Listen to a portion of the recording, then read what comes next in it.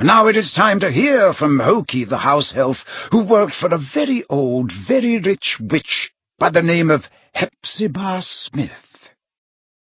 He tumbled through dark nothingness and landed in a sitting room in front of an immensely fat old lady wearing an elaborate ginger wig and a brilliant pink set of robes that flowed all around her, giving her the look of a melting iced cake.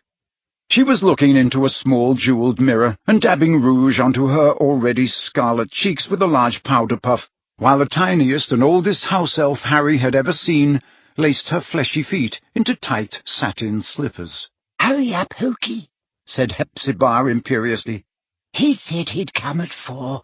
It's only a couple of minutes to, and he's never been late yet." She tucked away her powder puff as the house elf straightened up. The top of the elf's head barely reached the seat of Hepzibah's chair, and her papery skin hung off her frame, just like the crisp linen sheet she wore draped like a toga. "How do I look?" said Hepzibah, turning her head to admire the various angles of her face in the mirror. "Lovely, madam," squeaked Hokey. A tinkling doorbell rang, and both mistress and elf jumped. "Quick, quick, he's here, Hokey," cried Hepzibah, and the elf scurried out of the room. The house elf returned within minutes, followed by a tall young man Harry had no difficulty whatsoever in recognizing as Voldemort. He was plainly dressed in a black suit. His hair was a little longer than it had been at school, and his cheeks were hollowed. But all of this suited him. He looked more handsome than ever.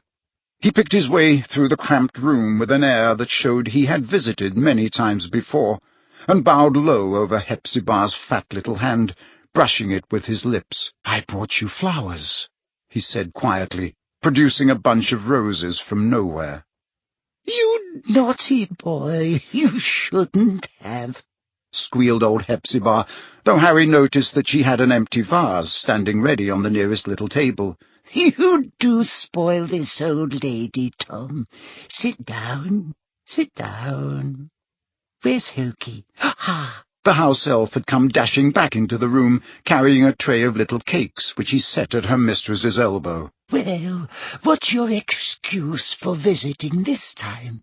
she asked, batting her lashes. "Mr. Burke would like to make an improved offer for the goblin-made armor," said Voldemort.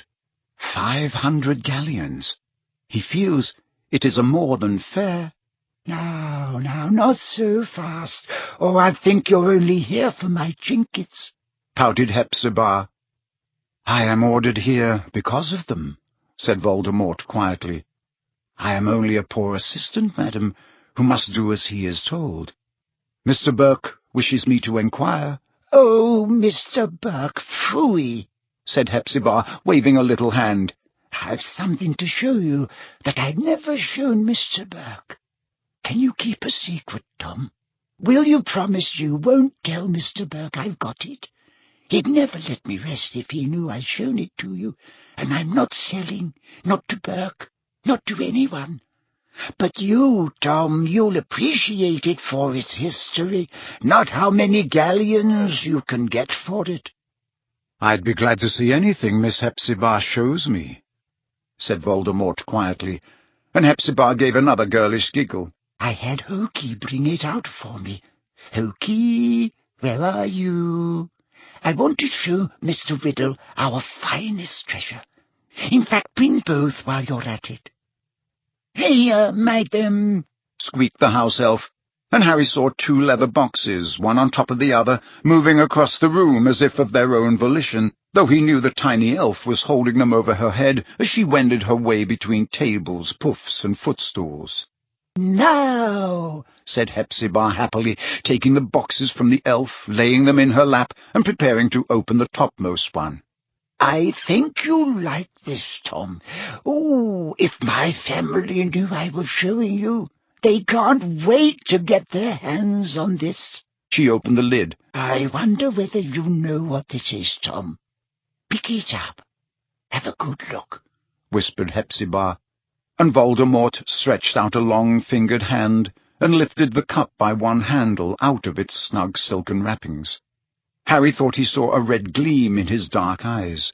His greedy expression was curiously mirrored on Hepzibah's face, except that her tiny eyes were fixed upon Voldemort's handsome features. "A badger," murmured Voldemort, examining the engraving upon the cup. "Then this was Helga Hufflepuff's, as you very well know, you clever boy," said Hepzibah, leaning forward with a loud creaking of corsets and actually pinching his hollow cheek. "Didn't I tell you I was distantly descended? This has been handed down in the family for years and years. Lovely, isn't it? And all sorts of powers it's supposed to possess, too. But I haven't tested them thoroughly. I just keep it nice and safe in here." She hooked the cup back off Voldemort's long forefinger and restored it gently to its box, too intent upon settling it carefully back into position to notice the shadow that crossed Voldemort's face as the cup was taken away. "Now then," said Hepzibah happily. "where's Hokey? Oh, yes, there you are. Take that away now, Hokey. I think you'll like this even more, Tom," she whispered. "Lean in a little, dear boy, so you can see. Of course, Burke knows I've got this one. I bought it from him, and I dare say he'd love to get it back when I'm gone." She slid back the fine filigree clasp and flipped open the box. There upon the smooth crimson velvet lay a heavy golden locket. Voldemort reached out his hand without invitation this time, and held it up to the light, staring at it. "Slytherin's mark," he said quietly, as the light played upon an ornate serpentine S. "That's right," said Hepzibah, delighted, apparently at the sight of Voldemort gazing at her locket, transfixed. "I had to pay an arm and a leg for it, but I couldn't let it pass. Not a real treasure like that. Had to have it for my collection. Burke bought it apparently from a ragged-looking woman who seemed to have stolen it, but had no idea of its true value." There was no mistaking it this time. Voldemort's eyes flashed scarlet at the words, and Harry saw his knuckles whiten on the locket's chain. "I dare say Burke paid her a pittance, but there you are. Pretty, isn't it? And again, all kinds of powers attributed to it, though I just keep it nice and safe." She reached out to take the locket back. For a moment Harry thought Voldemort was not going to let go of it, but then it had slid through his fingers and was back in its red velvet cushion. "So, there you are, Tom dear, and I hope you enjoyed that." She looked him full in the face, and for the first time Harry saw her foolish smile falter. "Are you all right, dear?"